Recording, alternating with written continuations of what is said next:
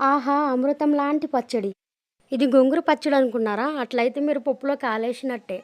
ఈరోజు మన రెసిపీ వచ్చేసి మంచి కాంబినేషన్. తోటకూర పచ్చడి, పచ్చరటికాయ ఫ్రై. మీరెప్పుడైనా ఈ కాంబినేషన్ ట్రై చేశారా? ఒక్కసారి ఇలా చేసి చూడండి. అద్దిరిపోతది టేస్ట్ మాత్రం. ఒక తాజా తోటకూర కట్ట, ఒక 20 పచ్చిమిర్చి, 4 టమాటాలు ముక్కలు కట్ చేసుకొని, అవన్నీ కడాయిలో వేసుకొని, కొంచెం వాటర్ యాడ్ చేసుకొని, పసుపు వేసుకొని, మూత పెట్టుకొని, ఒక 10 మినిట్స్ అలా మగ్గనివ్వాలి బాగా. ఇప్పుడు ఒక నిమ్మకాయ సైజ్ అంత చింతపండుని యాడ్ చేసుకొని, ఒక 2-3 మినిట్స్ అట్లా మగ్గనివ్వాలి. ఈలోపు మన పచ్చరటికాయ ఫ్రై కోసం వాటర్లో కొంచెం సాల్ట్ వేసుకొని, ఒక పచ్చరటికాయని శుభ్రంగా పీల్ తీసేసుకొని నీట్గా చిన్న చిన్న ముక్కలుగా కట్ చేసుకోవాలి. మన ఆలు ఫ్రైకి అయితే ఎలా కట్ చేసుకుంటామో అలాగా. సాల్ట్ వాటర్లో సన్నగా కట్ చేసుకున్న ముక్కలను వేసుకొని ఉంచుకోవాలి. ఈలోపు ఆకుకూర అయితే మగ్గిపోతుంది.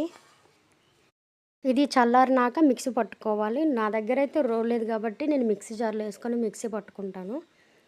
మరీ మెత్తగా వేసుకోకూడదు, కొంచెం కచ్చాపచ్చాగా వేసుకోవాలి, అప్పుడే టేస్ట్ బాగుంటుంది.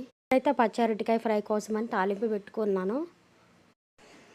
తాలింపు గింజలు కొంచెం ఎక్కువ వేసుకొని అవి మంచిగా వేగనిచ్చిన తర్వాత కొంచెం ఎల్లిపాయ ముక్కలు కట్ చేసి వేసుకున్న తర్వాత ఆనియన్స్ వేసుకొని అవి మంచిగా వేగాలి. కొంచెం పసుపు వేసుకున్న తర్వాత మనం కడుక్కున్న పచ్చరటికాయ ముక్కలను అయితే వేసుకొని మంచిగా కలుపుకోవాలి. తోటకూరలో సాల్ట్ వేసి మిక్సీ పట్టేశాను. ఇప్పుడు పచ్చడికి అయితేనేమో నేను మంచిగా పోపు పెట్టేసుకున్నాను.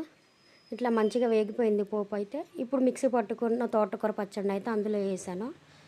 వేసేసి ఒక 10 మినిట్స్ సిమ్లో పెట్టేసి ఇట్లా మగ్గనివ్వాలి మంచిగా. ఇక కొంచెం అరటికాయ ఫ్రై అయితే మంచిగా మగ్గిపోయింది. తగినంత సాల్టు, 2-3 చెంచాల కారం వేసుకొని చక్కగా కలుపుకోవాలి. కొంచెం ధనియాల పొడి యాడ్ చేసుకోవాలి, ఫ్లేవర్ బాగుంటుంది. అంతా కలిసేలా మంచిగా కలుపుకోవాలి.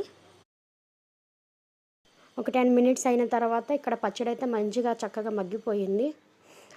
వాసన కూడా చాలా బాగా వస్తుంది. పచ్చరటికాయ ఫ్రై చూసారా?